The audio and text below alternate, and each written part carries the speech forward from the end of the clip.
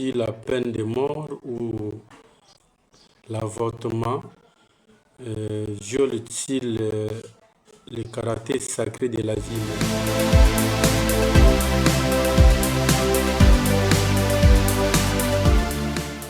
Bonjour à tous.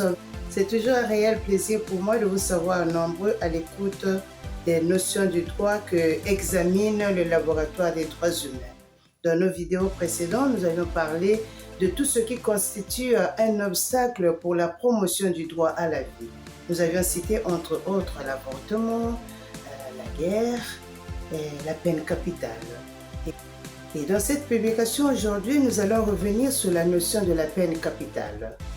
Car comme je le disais, il existe toujours cette tension entre les rétentionnistes et les abolitionnistes de la peine capitale. Et au niveau international, il n'y a aucun instrument juridique qui consacre la peine capitale. Comme pour dire, il revient donc à chaque État au niveau national de pouvoir opter soit pour l'abolition ou la promotion de la peine capitale.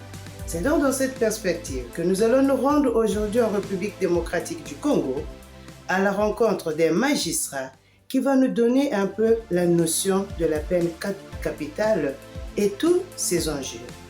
Restez donc connectés et vous ne serez pas déçus, je vous assure, de pouvoir apprendre une notion de plus concernant la peine capitale.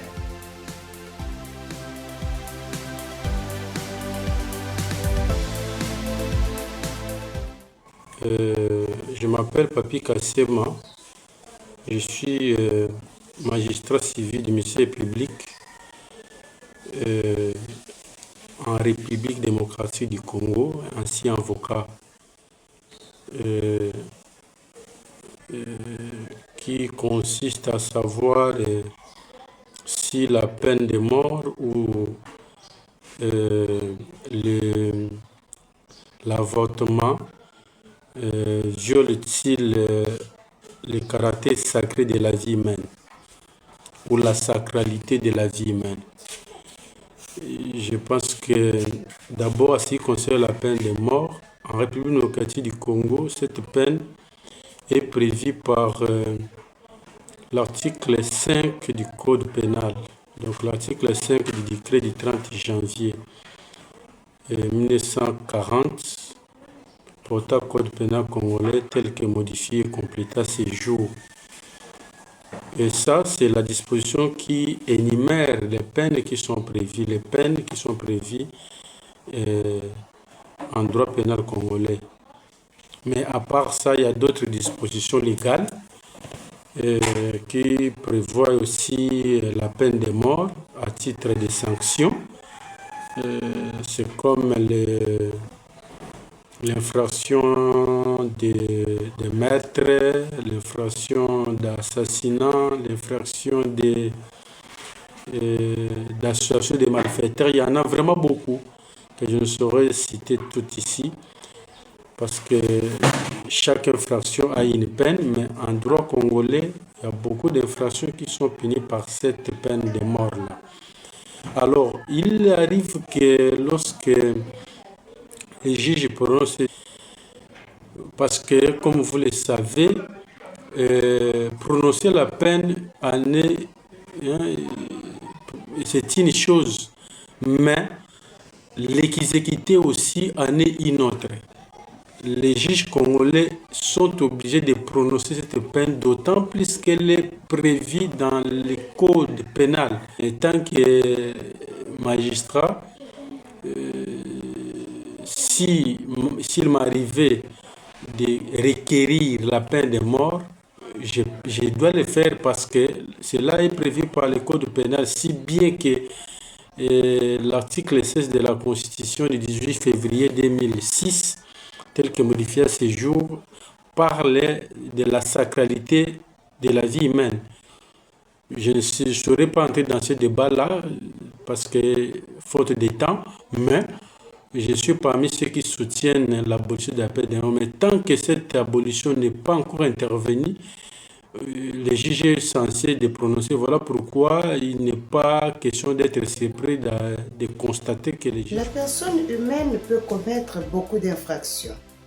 Et dans la catégorie d'infraction, la question que nous nous posons est celle de savoir quelles sont celles qui sont susceptibles de peine de mort et dans quelles conditions, selon la loi, cette peine capitale peut être appliquée. À ma connaissance, depuis 2003, où il y a eu moratoire des faits, parce qu'il y avait un acte, il n'y avait aucun acte qui sanctionnait cela, il n'y a jamais eu d'exécution de la peine de mort au Congo. Si bien qu'en 2024 ou 2023, si je ne me trompe pas, le ministre de la Justice avait pris un document, une décision de retrait de ces moratoires-là, décidé de façon verbale au niveau du pays en 2003. Donc aujourd'hui, bien que le retrait de ces moratoires, à ce que je sache, il n'y a jamais eu exécution. Je pense que c'était important que je soulève ça, mais la vie humaine demeure sacrée. Ce n'est pas pour autant dire que la vie humaine n'est pas sacrée parce qu'on prévoit la peine de mort. Surtout que jusque-là, dans notre pays, cela n'est pas exécuté. En tout cas, c'est ce que je peux dire. Mais par rapport au deuxième point relatif à l'avortement, effectivement, au Congo, l'avortement, c'est une infraction qui est punie, qui est prévue et punie par l'article 166 du Code pénal, si c'est évoqué. C'est une infraction comme toute autre infraction et lorsque quelqu'un commet cela, il doit répondre de ces actes-là. Mais depuis 2008, la RDC a adhéré à l'accord de Maputo que la CER a soulevé tantôt, qui parle de l'avortement, qui donne le droit à l'avortement médicalisé ou thérapeutique. En République démocratique du Congo, après l'adhésion de notre pays à cet accord international, il y a quand même un certain nombre de mesures qui sont prises par les autorités étatiques pour mettre les garde-fous conformément aux dispositions de l'article 14 de ces protocoles.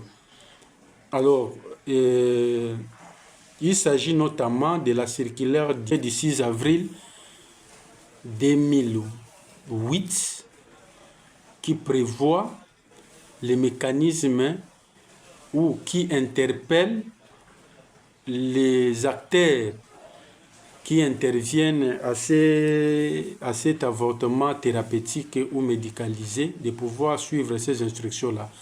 Cette circulaire a été prise par le président du Conseil supérieur de Yamachachir, qui est l'organe qui gère les magistrats dans notre pays. Et là, l'autorité fait remarquer que cette disposition du pacte du protocole de Maputo doit être respectée en suivant les directives ou les instructions prises par les autorités habilitées quant à ces, à l'occurrence l'OMS, l'Organisation mondiale de la santé, et les ministres de la santé publique. Et l'autorité renchérit pour dire que tout avortement qui se fait en violation de ces instructions est considéré comme un avortement criminel, un avortement clandestin et par conséquent, les auteurs doivent être punis par rapport à ça. Et il y a lieu d'indiquer encore que au regard de ces mesures d'accompagnement, au regard de ce que cet accord prévoit, parce que comme la CER l'a dit, ce n'est pas tous les cas où on doit procéder à l'avortement, mais c'est pour des raisons thérapeutiques notamment, ou pour d'autres raisons, par exemple en cas de viol, en cas d'agression sexuelle, en cas d'inceste, il y a beaucoup de conditions que cet instrument international a prévues. Et ce n'est pas toutes les structures médicales qui doivent opérer cet avortement thérapeutique. Ce n'est pas toutes les structures médicales, mais ce sont des structures qui se conforment aux normes ou aux directives telles qu'établies par les autorités compétentes telles qu'évoquées tantôt. Voilà un peu ce que je peux dire à ce sujet-là parce que notre pays, c'est un état de droit et tout acteur ou toute autorité qui intervient dans ces processus-là est tenu de se conformer parce que les juges, les magistrats du parquet, les avocats, les médecins, les politiques ou les autorités politico-administratives, chacun à ce qui lui concerne, est tenu de pouvoir observer ces mesures-là et tenu de pouvoir observer ces textes. Merci, ma chère Ritz, de m'avoir associé à ce débat intéressant. Ne dit-on donc pas que tuer pour un meurtre ne fait que multiplier les meurtres? La gratitude est réciproque, Monsieur Papi. Moi également, je te dis merci d'avoir accepté donc positivement à mon invitation. Ben, l'invitation est lancée aussi à tous les juristes ou tous les amis qui aimeraient bien intervenir sur l'un des droits que nous développons dans notre laboratoire des droits humains. Chers tous, je vous dis merci de m'avoir suivi. Likez, partagez et commentez, c'est aussi une manière de faire la promotion des droits humains. On se dit au revoir et à la prochaine publication.